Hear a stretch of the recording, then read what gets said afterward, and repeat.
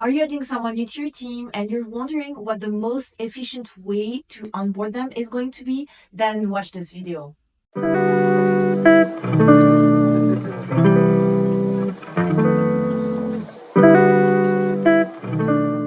But before we start, I just want to make it clear that this might help you speed up how fast you go through the onboarding, but you will still need to spend time training that new person.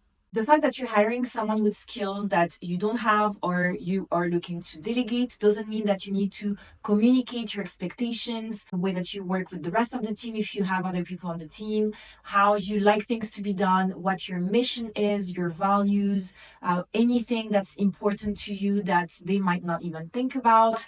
You have to understand that having skills is one thing, but depending on who they're going to be working for, the process might look completely different. So it's important that you spend some time training them when you onboard them. You will spend time training them at the beginning, but down the line, it means that you're going to save some of your own time and you should be making more money in the process. When you don't spend the right amount of time training them, what you fear might happen is actually going to happen. And you're going to feel really disappointed because you're going to think that nobody can do the job better than you, that you can't trust anyone, that you might as well do it yourself forever.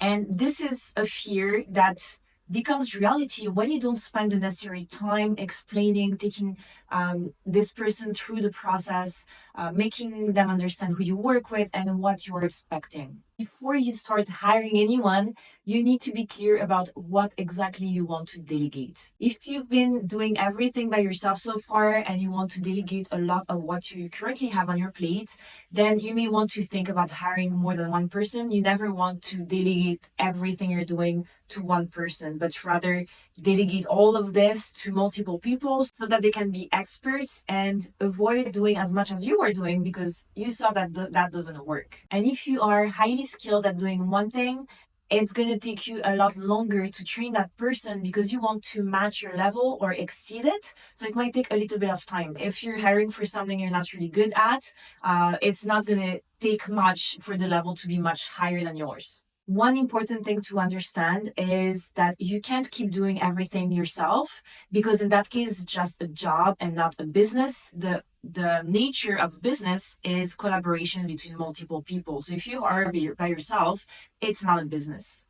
And by trying to hold on to most of the things that need to be done in your business, you're just the bottleneck of your own company and you're preventing your own growth. So the goal is definitely to delegate at some point most of what you're doing right now and train other people in a way that you make them proactive and get them to offer creative solutions, be interested in the growth of the company, and just be motivated in general. Which means that instead of just having more hands helping you get the task done, you're actually up leveling the quality of what you're producing because you're adding more brains to the mix. It's not just your brain with more hands, it's actually more brains with more hands. So, more value and more growth.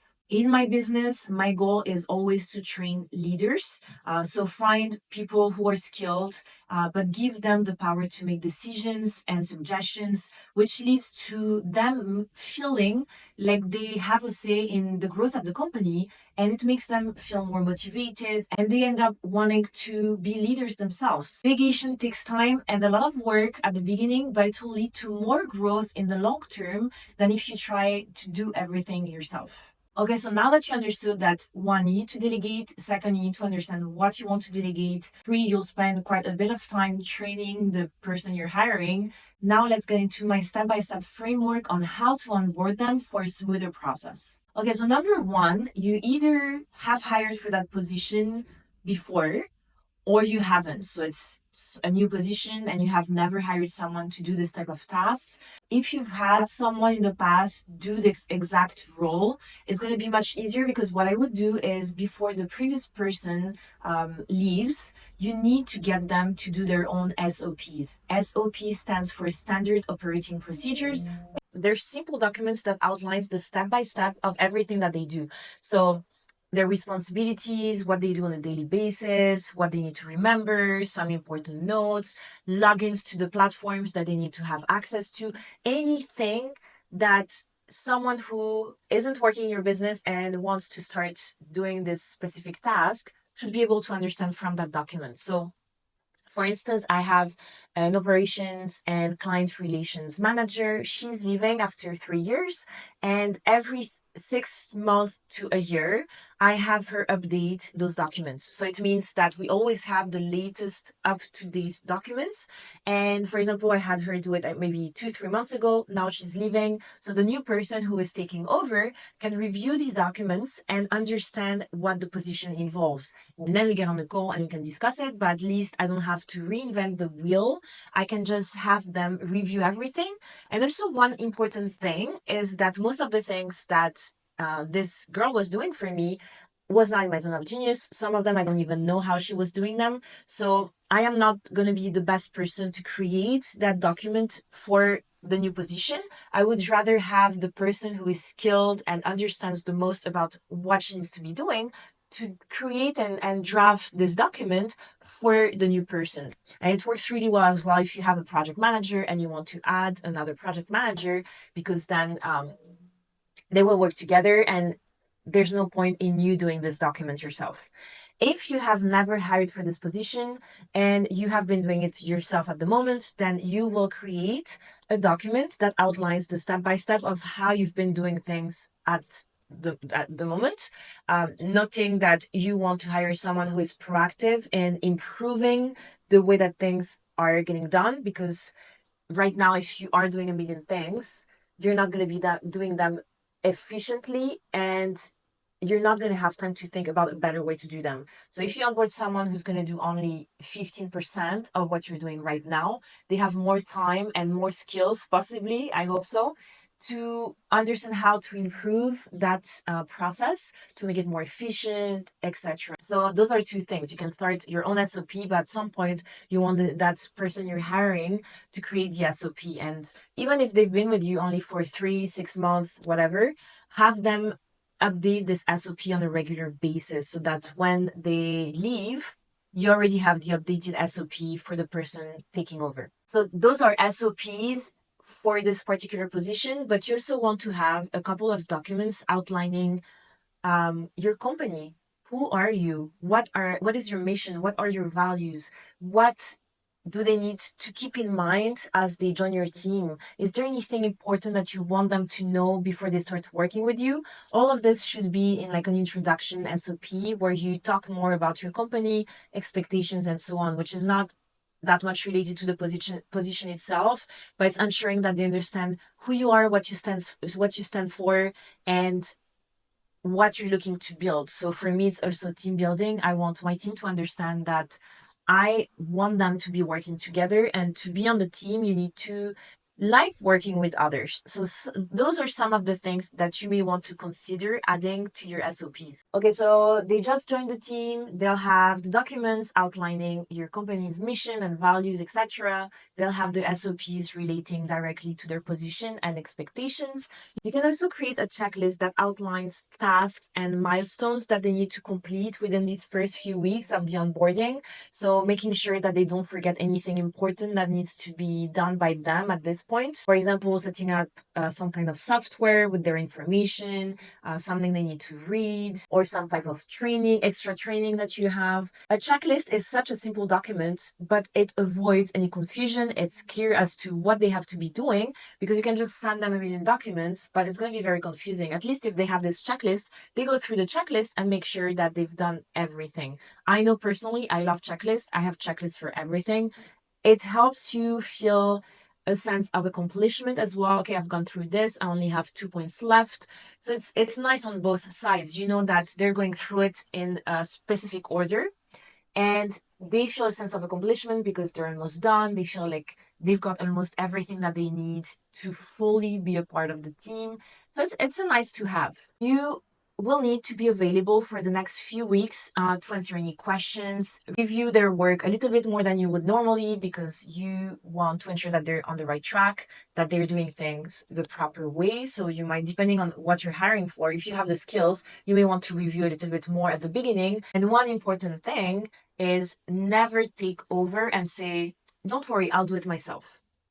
Never do that, because the next time they're going to redo the same mistake and you're going to complain and you're going to feel like they don't get it. but you never gave them a chance to redo the thing that they did incorrectly. And so they're going to keep making the mistake. Just let them do it. Explain, take 10 minutes to explain why this was not done the way that you want it to be, and let them do it. And then they send it back to you for review again. This is a little bit of a lengthy process, but as I said in the beginning, the more time you spend at the beginning to train them and make them feel like they are being heard, that they can ask questions, that they don't feel bad for asking questions, the more they're going to grow and be proactive fairly quickly. It might seem like these first few days or weeks take a long time, but trust me, once they're fully onboarded and they just get what is expected of them, they're going to fly. And if they're the right type of people you want on your team, they'll start being proactive, they'll be motivated to help you improve the processes and grow the business. And after a few weeks, after the onboarding is done, we need to review their performance and understand if the mistakes that they were making at the beginning were just mistakes because they were starting out, or if they're still making as many mistakes and it's just overall making you waste more time. You may want to sit down with them and try to understand what's happening. If it's a problem of still not being fully onboarded, or if it's just that it may not be the right fit for you at this moment. So always assessing and taking the time to ask questions and having open communication is very important.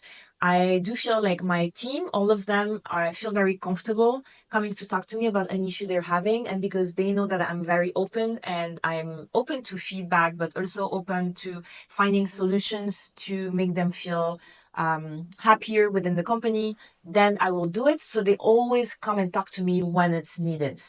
And this creates an amazing team culture as well. People who want to stay with you, people who want to grow with you, and it's going to affect your work overall. So you either are going to up level with this team, or some people are going to drag you down. So you need to understand what it is that you want within your company. And for my last point, we touched on it in the introduction of this video. Train leaders, not more hands. So it's nice to have more hands because you're getting things done a little bit faster because it's not just you working. But the goal is to up level your business entirely. And you can only do so if you leave room for people to make decisions. If you make every single decision yourself, you're not going to make them feel like they're learning, and the work is not going to feel really challenging, and the right people will want to grow and will want to learn. So if you don't make them feel like they can make decisions and you trust them to make decisions, they're not going to stay motivated. So train leaders, not more hands. And I'm sure that you're going to see fantastic results within your team. Delegation is necessary if you want a business and not a job. I hope these tips helped you. If you have any questions about this, drop a comment down below and I'll answer you as soon as possible. I'll see you in the next video.